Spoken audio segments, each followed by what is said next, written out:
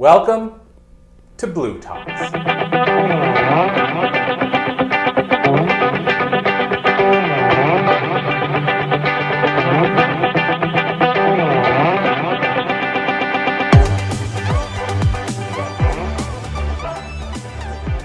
Happy Friday. Happy Friday. Happy Flip Your Script Friday.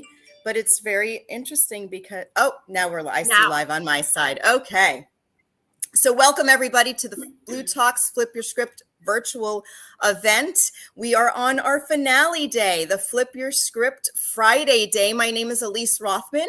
I am the founder of Flip Your Script Coaching, a mindset architect, vibe enhancement specialist, and I fuel and power all of that as an EFT master practitioner. So when you're ready to recognize, release, and restore your life, flipping your script is a great way to start. I'm super, super excited today. Lisa Beck is our co-host. Lisa, how are you doing today? Amazing. So excited to be here. Yay. So I'm going to introduce Lisa first to y'all, and then Marc Victor is down below, and we're going to give him the stage. But Lisa, tell us a little bit about yourself, where you are in the world, and what brought you to bLU Talks. Yes. Like I said, my name is Lisa Beck. I reside in Minneapolis, Minnesota, and I am a self-love empowerment coach, author, and speaker. And I love bLU Talks. I love the connection with people. I love writing and I love speaking and I love connecting people, meeting new people, and empowering women to ignite their life. So whether that be in their career, in their relationship, just step into that next level version of themselves. Awesome. Well, I'm super excited to spend the afternoon with you here. Mm-hmm. And we are going to move forward right away because Marc's down there. I just see what is it, that hang 10? Live. Is it like That's a hang 10 though? Isn't that like the hang 10 sign? We call that the shaka. That's what it's called in Hawaii, and it's the symbol of the world's newest global peace movement that we call the Live and Let Live movement. I love it. I love it. I love it. Sounds right in line with Yum Life, which is finding the umami in your life. So umami and shaka shaka. I like it. Marc, where are you coming from? Where are you at right now? Where are you speaking to us from? As I sit here, I'm in Chandler, Arizona. I've lived here probably half of my life. I'm originally from the Boston area. Didn't want to shovel snow anymore, which I'm sure Lisa's dealing with over there in Minneapolis. And so I moved out to Arizona. Absolutely love it. Arizona's been great for me. I've got a law firm here called the Attorneys for Freedom Law Firm. And we've opened up a branch in Honolulu, which is where I will be off to on Tuesday morning. So very difficult duty, but somebody's got to do it. So I got to spend a lot of time in Hawaii every single month. I still hear a slight Massachusetts accent in you. I know. I was going to say, you don't sound Arizona born and raised. Yeah. I went to grad school in Massachusetts, so I love the area. Where what university? I was in Western Mass, so Springfield, Massachusetts. Oh, right outside of Boston. Mm-hmm. About an hour and a half. Kind of. Okay. Outside enough. Mm-hmm. Outside-ish. So Marc, law firm and shaka shaka. Yeah. Wouldn't really put two and two together normally, would we? But I love the combo. Yeah, that's right. You wouldn't put that together. That's because, peace requires us to separate our personal views a little bit from things.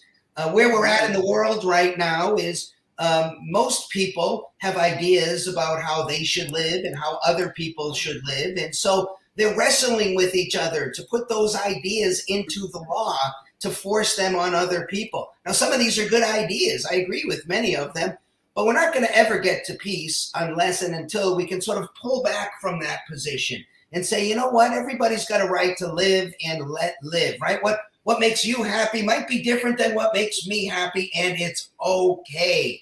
And if we're truly happy, does it really matter?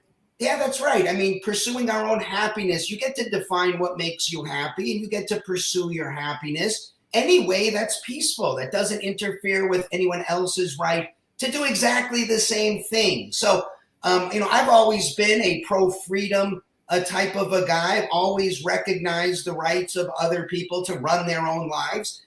But, for about maybe close to 30 years now, I've been sitting and scratching my head and saying, why isn't this freedom message, more sort of replete throughout the world? Why doesn't this make sense to everybody? And I think it's because we don't do a very good job explaining the differences between a legal rule and a moral rule. They're both very important, but they're both very different kinds of things, right? If you're in the legal rule box, well, that's the kind of rule that if you violate, something's going to happen to you. You get a consequence. Yes, a specific consequence that's a tangible one that's written, because every choice has a consequence. You're right, absolutely right about that. So I like to explain that as a formal societal consequence. Things like jail, prison, fines, that stuff. That's what violating a legal rule is about. A moral rule, which is also very important, and we need to talk about this.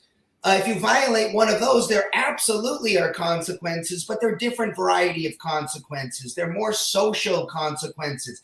People might not want to do business with you. They might shun you. They might not want to be friends with you. And we need to talk about both of them, but we need to keep them separate so we can take our own personal morality out of the law. I know everybody wants to put their morality into the law, but the reality is we don't all agree on morality, and it's okay. We can chart a course here that makes sense. So the Live and Let Live movement is now, it's not even launched yet, and already the movement is in over 20 countries with over 30 active chapters around the world. And we're launching in March of 2023. People can find out about it by going to liveandletlive.org. If you want to be part of the solution, that's where you should go. Okay, so I'm going to wind you back just a little bit, because I know that you know what Live and Let Live is, and we're kind of getting a taste of it. However, how did Live and let's learn a little bit more about you. I'm always like, all right, let's get down to the nitty gritty. So first of all, do you have a family, kids, married? Let's get there, and then hear the story about how you got into law, and then what is Let and Let Live? What is it actually? I understand the concept of freedom and one's personal perspective and showing up in that way with morals and values. But so let's back it up. Tell us the journey. Yes. Okay, well, I'm very happily married to the world's most wonderful woman. I definitely married up. She's a cardiologist, and she actually was born in a third world country in Burma, and has taken that and brought that to one of the really most well-known cardiologists in the entire Southwest here. And she inspires me every day.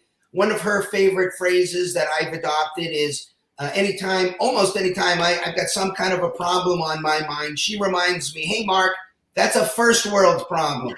And we're very privileged to have first world problems. And so this gives me the proper perspective. And she's also gotten me more into meditation. She's a Buddhist, and I've become more acquainted with some of the Buddhist philosophy, much of which I embrace. And so I've got 3 awesome kids. They all were raised with sort of freedom ideas and important values in life. They all understand and respect the rights of other people to run their lives. And they're all, no surprise, because they hold the right values. They're all very successful. 2 of them are college graduates. One of them's going to law school. The other one's still working on a college degree. They're all employed, all great people. And I'm super proud of my very favorite job, which is being a dad. Yay. See, now I feel like I got a taste of, the real taste of Yes, being a parent is probably my favorite conversation. I'm a criminal defense lawyer, and I can tell you, I can't count the numbers of times where I've started my discussion at sentencing by saying, you know what, Judge, I had a great mommy. I bet you had a great mommy. Let me tell you about my client's mommy. And then you know where it goes from there. Because this is, any criminal defense lawyer will tell you, or prosecutor, or judge for that matter, will tell you, we got a pretty good idea who's in the criminal justice system.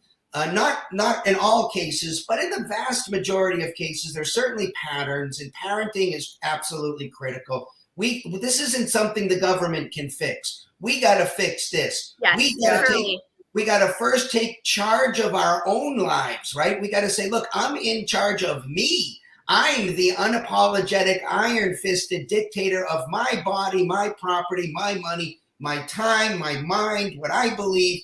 Let me take charge of that. I'll decide how I react to what happens in the world. And then I'll teach that to other people as best as I can. I'll offload those values. And when I make a mistake, which will certainly happen because I'm very an imperfect type of a person. I do my best. I strive we for say excellence. that we're flawed around here. First world problems, and we're just a little flawed. I'm not happy about it. I wish everything I did was perfect. Dude, you're human. You're human. Make peace with your flaws. I recognize that, and I've come to embrace when I'm wrong about something, because I say, wow, awesome chance to be corrected, change course, take a more correct position going forward. So that's a little bit about me and what I'm about. And so I've always been interested in trying to leave the world a better place than I found it. And to be fair about this, the world is pretty damn good right now, notwithstanding all the problems. You know what? Can you just say that again? I say it loudly and proudly. Say it. I'm going to say it like this. There has never been a better time to be alive on the planet than right this second. I don't care what color your skin is, whether you're male or female, who you love. If you had an opportunity to live at a different time, you wouldn't take it unless you could in a future time, because there's good reason to believe that the future will be even better. I'm interested in trying to hasten that change. Yeah. The good things that are happening in the world. It's your East Coast attitude. Come on, let's move it along a little. Yeah, let's get this going, right? We still got poor people in the world, and we got lots of problems. We can fix this stuff. We're on the right track.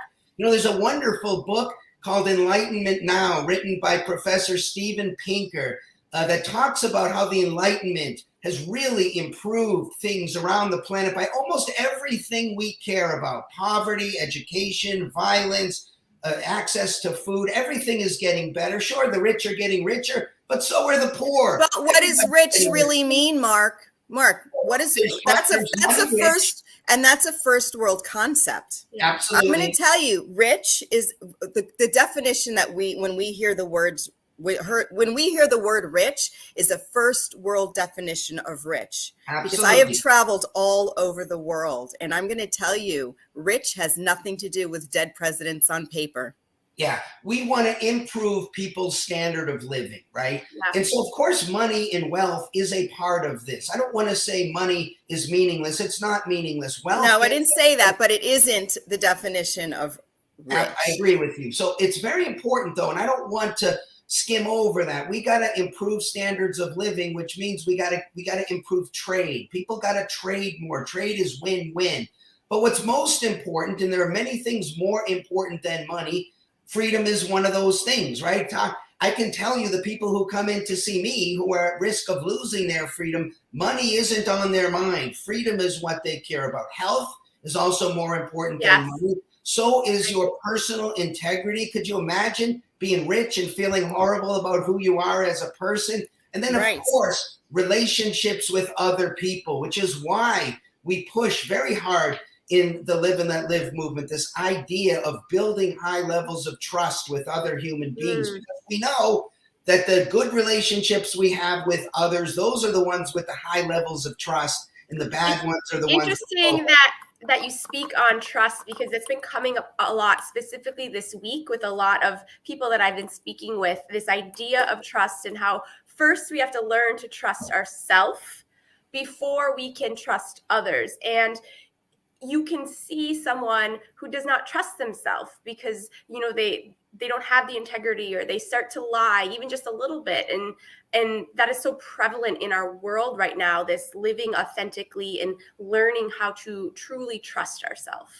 Yeah, Lisa, and I think that's really the foundation of living rich. Mm-hmm. Yeah, absolutely. In fact, one of my very favorite books, maybe my favorite book ever written, is a book very popular. You've both heard of it, The 7 Habits of Highly Effective People by Stephen Covey. I'm a big believer in that. Nobody works for me at my law firm without reading that book. We shut down at least once or twice every year, and we spend all day talking about the 7 habits. My staff would say we spend all day, Marc, blabbing about the 7 habits, but I just can't stop talking about them. And as you know, the first 3 habits really deal with yourself, right? Yeah.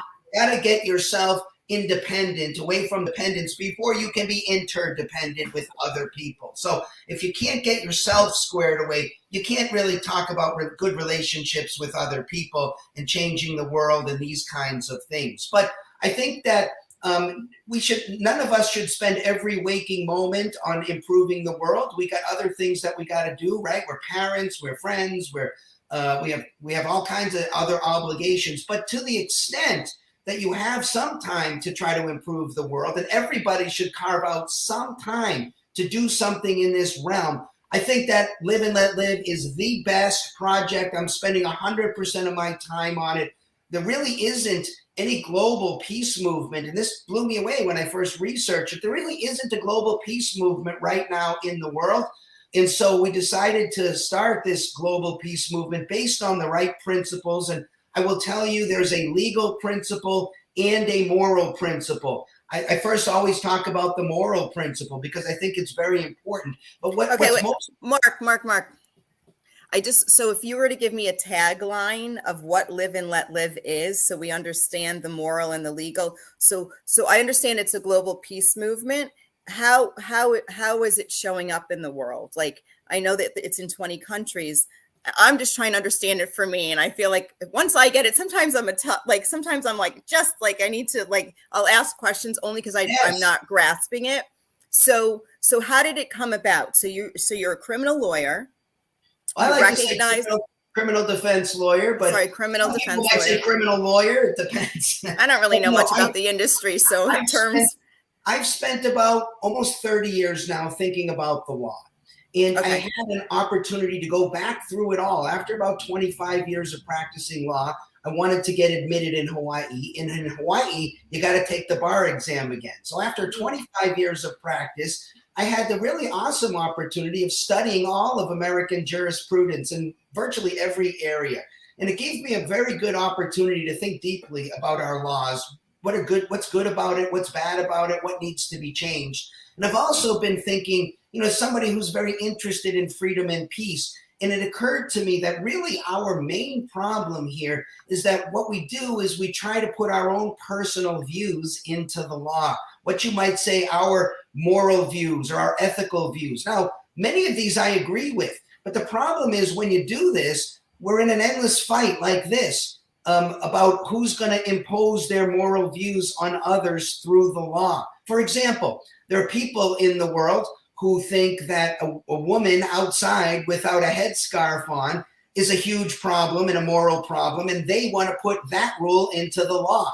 Now, there are a couple ways I can deal with this. One way I can deal with this is say, sorry, my morality is better than your morality. Mine goes in the law, yours doesn't. Okay, I don't think this is a good approach because this is going to end up like this forever. And that's where we are now. We're all fighting to get control of the law, to force other people to live in ways that we think they should live.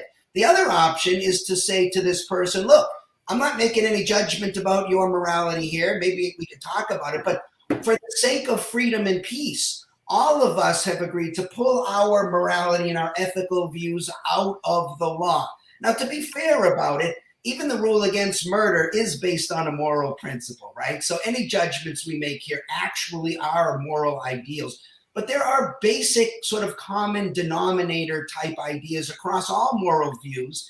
And I would describe this as don't be an aggressor. Somebody who initiates force against another person or fraud or coercion, or somebody who does something to put another person in danger. Virtually all moral codes say, you know what, we agree that you shouldn't be able to do. And our position in the Live and Let Live movement is that's where we draw the line. That's basically where you interfere with another person. So what we want to do is calibrate all of the laws of the world to be in harmony with what we call our moral principle, which we describe as simply don't be an aggressor. And so if you're aggressing, this should always be illegal. If you're not aggressing, well, you might be doing something that we find personally offensive or immoral or unwise or unhealthy or something like that, but it shouldn't be illegal. But that doesn't mean we can't say things about ethical views or moral views. In fact, we in the Live and Let Live movement have some suggestions about how people should run their lives. You're completely free to disregard them. we call our moral principle, we describe it with the phrase, just simply be a good human. Now, most people have a pretty good idea what this means. If you had a decent parent, you should have some concept, but we break it down by what we call the aspirational values. I'll lay them out for you. Things like open-mindedness. Try to be open-minded on all issues at all times. Be available to be influenced and change your views if you're wrong about something. Tolerance towards other people. People live differently. They have other views. Some are religious, some aren't. Some eat healthy, some don't. Whatever. Let's be tolerant towards other people. Voluntary kindness. We want to encourage people to be kind towards other people, but in a voluntary way. Forced charity isn't kindness at all. We want real kindness, the kind that you don't have to engage in, that you do because it's the right thing. We think civility towards other people is important. Even if we disagree, we should do so in an agreeable way. Let's not call each other names and be at each other's throats. Let's act like the adults in the room. Also, justice is an important concept. Very critically, especially in today's world, we are committed to truth, whatever the truth is, whatever direction the truth and the facts send us, that's where we want to go. And we're interested in rational thought, rational inferences from those truths that we find. And also, as I said earlier, building high levels of trust with other human beings. We care about this stuff because in the moral realm, our goals are to optimize human happiness and well-being and to minimize suffering. So that's our moral principle. And so we act with the moral principle to inspire people, not to force them. In fact, we make the very important point that you are absolutely entitled to live in a closed-minded, intolerant, unkind, uncivilized type of a way if you choose. We don't recommend it, but we would defend your right to act that way so long as you don't violate the legal principle and you're not an aggressor. If you're not an aggressor, that's all the law can ask for you. But we are trying to inspire people to act in ways consistent with the values we just laid out. If we can rally around those ideas, we actually could get to peace while still celebrating differences between other people. So that was a lot. I get the gist. So let's just say, well, that sounds cool, right? That sounds like something I would want to be involved in, right? So how does one become involved? Is it something that you work with through organizations? Is it an organization that's for the public to join? Individuals can say, hey, this is something I want to do. Does somebody start, I don't know, a sector or a division in their community? Like, I'm just trying to dissect to see how do we embody the right. How do we take this concept and grow with it and help this whole vibe grow? Yeah, awesome questions. The first thing I like to tell people is own the message. Understand what it is we're saying, how it works. Second thing we tell people is live the message. Don't just talk about being a good human, actually live the message. And so if you're doing both of those things, we say join the movement, which means go to liveandletlive.org. Check the box that says, yes, I agree with this legal principle, this moral principle. I want to be a member of Live and Let Live. So you become a member.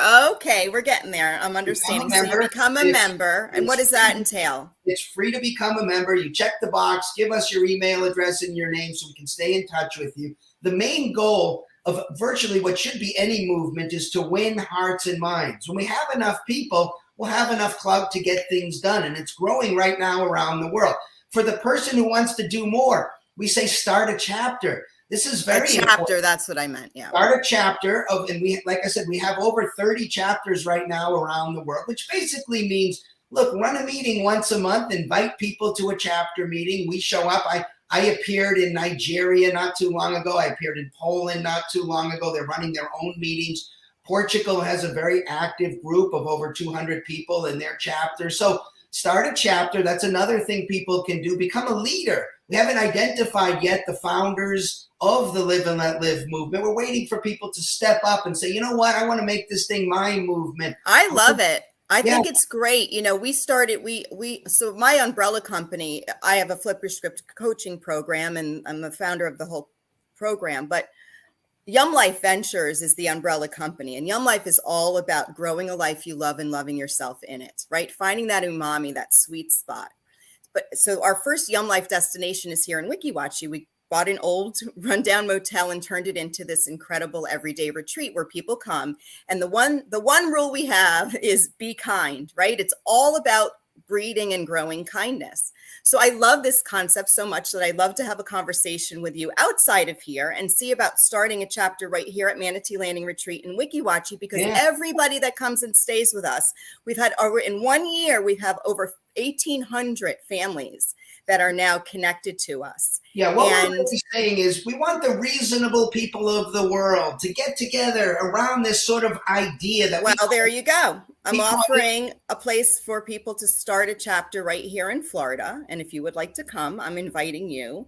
Awesome. And I could learn more. We can embody that concept because we're already doing it. And I like the fact that there's a little legal element, that there's some changes that can be made down the line. So yeah, the concept is look, the world is getting in some ways more dangerous too, because technology is now enabling smaller groups of people to do larger amounts of harm. We have lots of serious threats coming up that we got to get our brains around and deal with. Things like synthetic biology, things like artificial intelligence. We still have nukes all over the world. I mean, this horrible situation going on right now in the Ukraine, we're all standing watching because Russia has nukes. And we got to deal with this problem because small numbers of people could now destroy the world. So what we're trying to do is win hearts and minds by getting what we call the reasonable people of the world to come together around this concept that we just call, look, live and let live. They're both very important ideas, right? Live your life.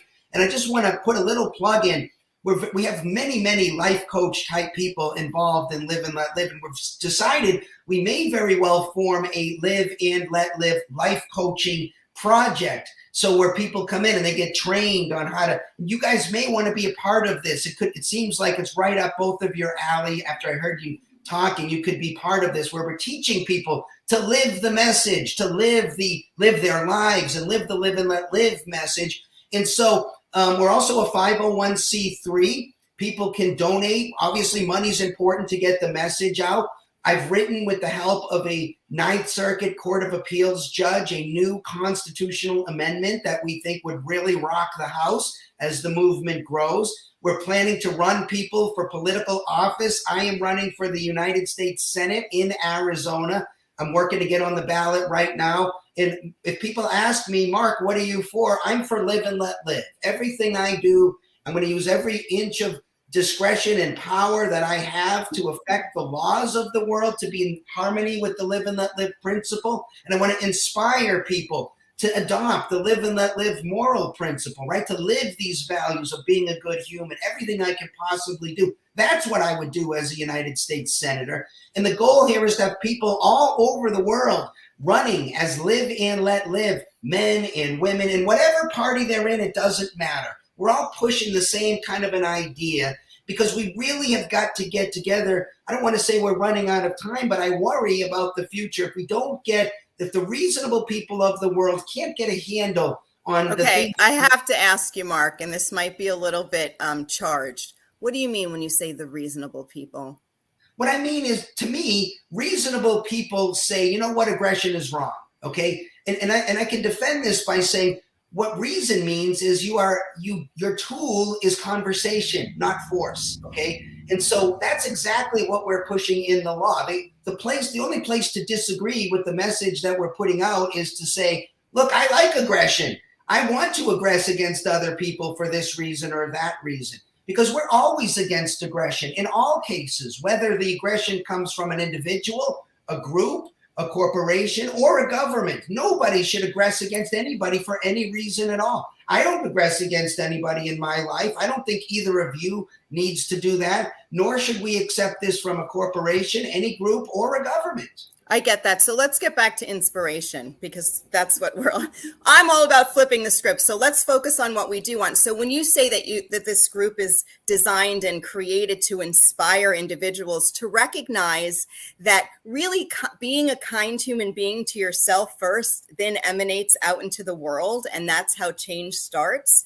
how in your organization would you inspire? Like how would somebody be inspired to be part of this movement? Aside from the fact that yes, you have the morals are intact, and the philosophy and the concept behind it is definitely something that I would want to water and fertilize and cultivate in my life, in the world that I live. But when you say inspire people, so how does that inspiration come about? Well, I think first we're looking for people who have this sort of an itch, if you will, to try to improve the world, right? Not just crab about it and be upset about things, but have some desire to say, you know what, at the end of my life, I want to look back and say, I did something while I was here to try to improve the world, leave it better than I found it. Those are the people we're looking for. And then we inspire them really with the moral principle. We lead with this principle. And now we're talking about it in terms of bring out the best new version of you. I bring out a new version of Marc Victor all the time. I try to improve myself all the time. We inspire other people to do exactly the same thing. And so, like I said, we have a lot of life coach type people in this, and we're really trying to get people to say, you know what, not only should I be the best possible human I can be, but I want to also inspire other people to be the best humans they can do. And in terms of the law, I'm not going to try to use the law to force my views on other people. The only thing I'm trying to do with the law is to say, look, you got to live and let live. You got to you shouldn't aggress against other people. That's what it means. When you aggress against another person, you're taking control of their body or property or money or time. What we're saying is you shouldn't do that through the law. If you want to get other people to change, you got to inspire them to change. You got to bring the right values. Like being the change that you want to see in the world.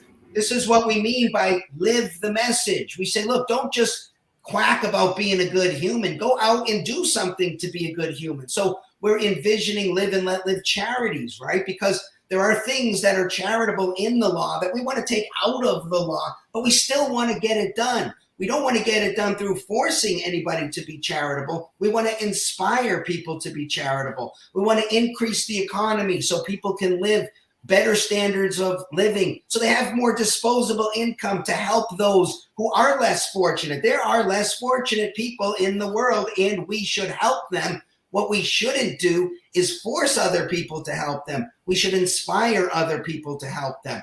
If we can pare the law down to the basic idea that what I say all reasonable people should agree on, because reasonable people don't initiate force against other people. They don't aggress.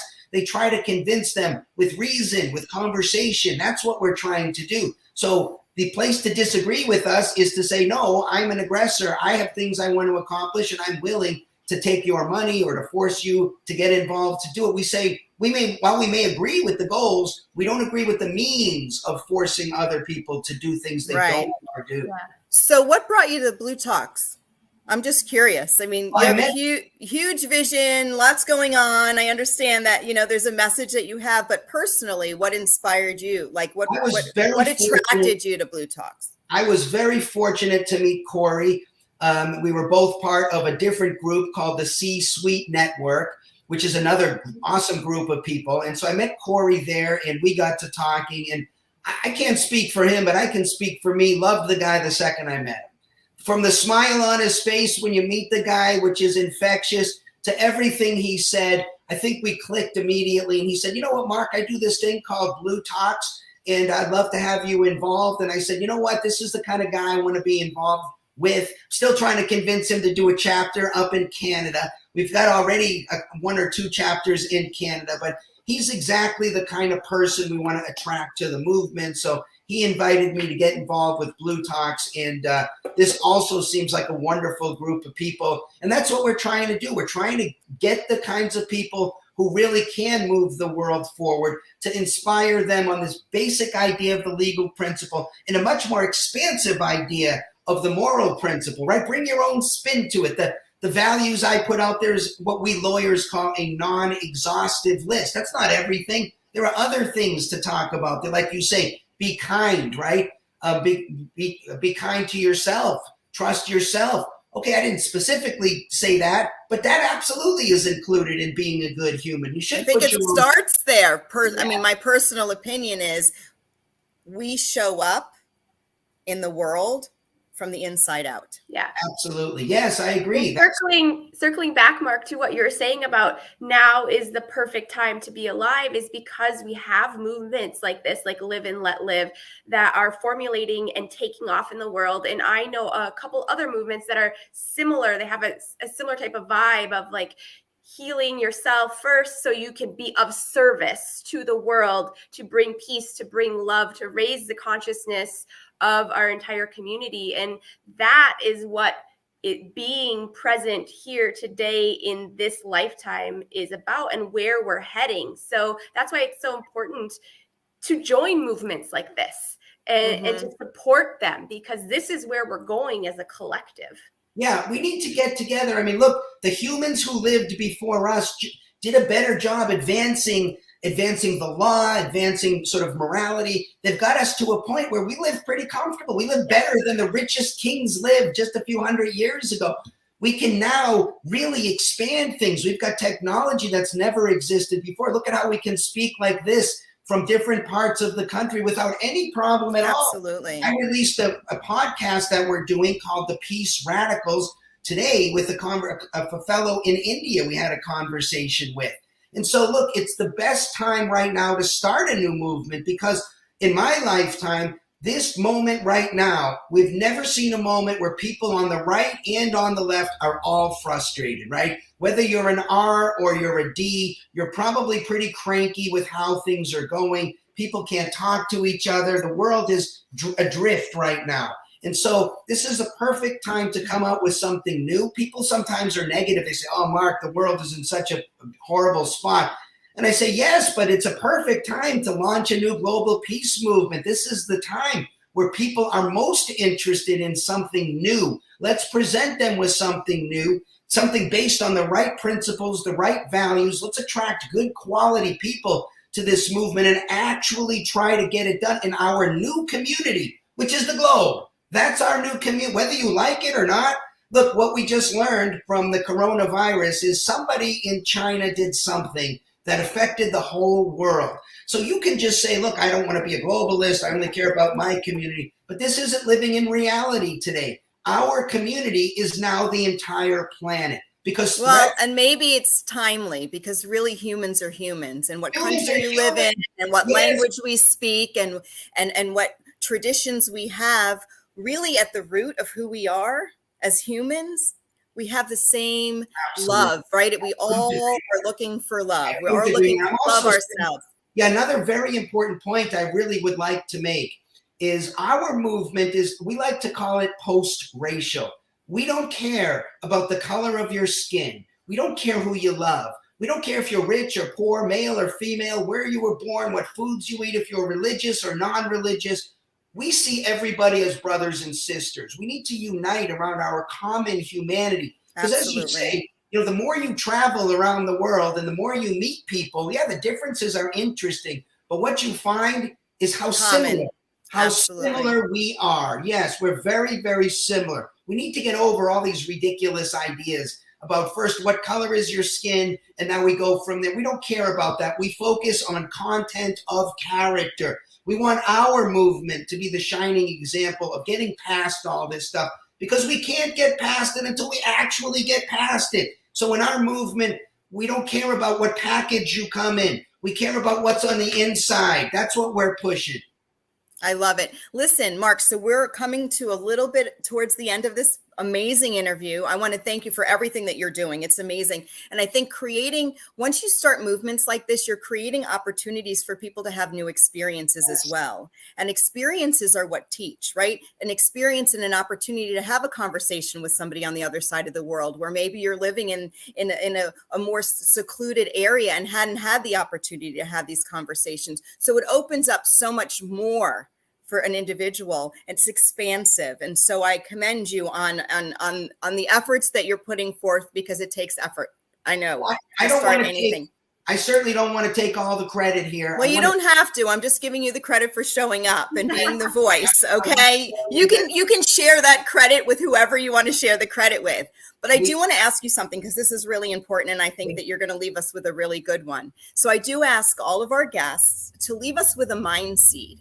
And a mind seed is a neutral intention, a seed. So we have thought weeds and mind seeds. Thought weeds are what we would call, being very judgmental and having very fixed way of thinking, and, those kind of things that you mentioned earlier.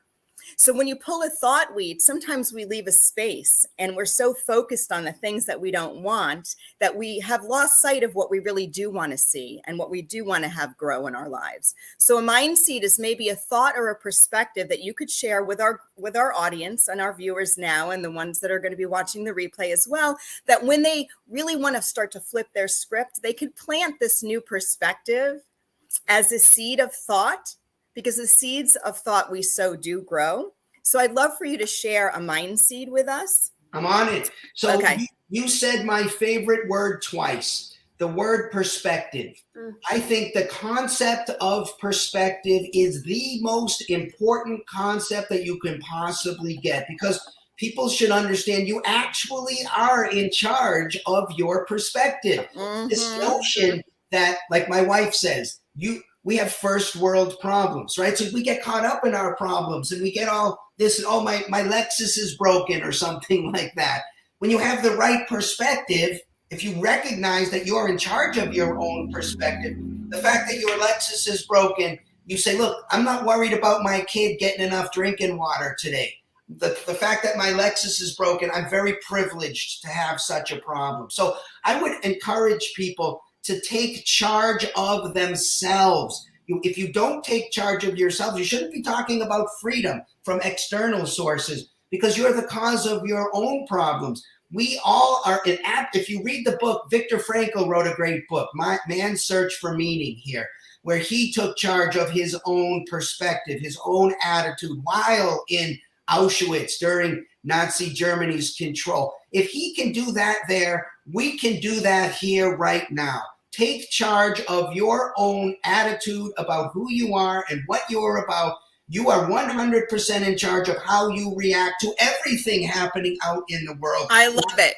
Yeah. You are in charge of how you show up or how you react or respond. That's a perfect mindset, because really it's nice to know that really we're in charge of our own lives. It's even though it's harder and more difficult in some areas, it is a lot easier than trying to change someone else. And that's not sustainable, right? It's actually true. In fact, I encourage people to meditate. If you meditate, you can actually see some of this. You actually can see thoughts coming through. And you know what? I'm going to select this attitude going forward. I'm going to choose to be happy on Friday. And we celebrate Happy Monday, Happy Tuesday. This is how I open every single court session. Everybody else says, good morning, Your Honor. I start with, Happy Tuesday, Judge. And people look at me like, what's this guy so happy about? I'm happy to be alive. Oh, I love that so much. I love hearing your message. And, how can people learn more about Live and Let Live? Good Super question, easy. Lisa. We're working on a really world-class website right now. It should be up in about a month or two. But for the moment, we have a temporary website up. Just go to liveandletlive.org. You can always get in touch with me through that. My direct email is my law firm email, which is just Marc, M-A-R-C, at attorneysforfreedom.com. All spelled out, attorneys and then F-O-R, freedom.com. If you really want to be more involved in this huge effort, and I want to let you know, this isn't something we're doing for the fun of it. This is a very serious, very committed group of people that are intent on change. We're hell-bent, actually, on changing the world and getting us on the right track. We're not going to stop until this happens. I get that vibe, Marc. I definitely get that vibe. If your intention was to get that across, you nailed it. You stuck the landing. We're very serious about it. This isn't something we're just goofing off of. If you're serious about helping to be part of the solution instead of just complaining about the problem, check out Live and Let Live. If you like what you see there, contact me. Start a chapter, donate money, get a cool t-shirt. There's lots of things you can do. I'd love to hear from you. Don't just sit around idly and wish the world was better. Do what you can do to actually make it better. Listen, Marc, so we share this interview on many platforms. Blue Talk's Flip Your Script Experience group on Facebook is the main platform. However, YouTube, LinkedIn, reach out to Corey because he's actually in the back of the house sharing this right now. And in the comments where we're sharing this interview, please leave your contact information, because people who are watching now, like I didn't even remember all of what you just said, and then people who come back from and watch the replay, when they scroll in the comments, your contact information will be there. I'll do it for sure. Awesome. So appreciate you, Marc. Enjoy your weekend. Enjoy being your dad and the family. Say hi to your wife, even though I never met her. She sounds like an awesome woman. Yeah, people don't want to talk to me after they meet her. She's much smarter. She's more fun. She has a better personality. Well, it's a good time. It's a good thing you got your play now. It's a good thing you got your airtime now before we meet her. It was a real honor meeting.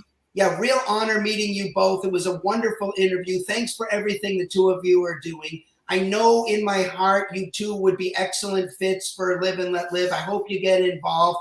We blast it like this. This is it's the shaka. It comes from Hawaii. It means live the aloha spirit. And the aloha spirit means exactly the same thing as live and let live, which means the same thing as live the golden rule, and so many other phrases that we all love. Treat others how you would have them treat you. Same idea. Thank you so much for spending your precious time with us today. Thank you guys for having me. I look forward to hearing more and learning more about your organization for sure. Yes. Live and let live.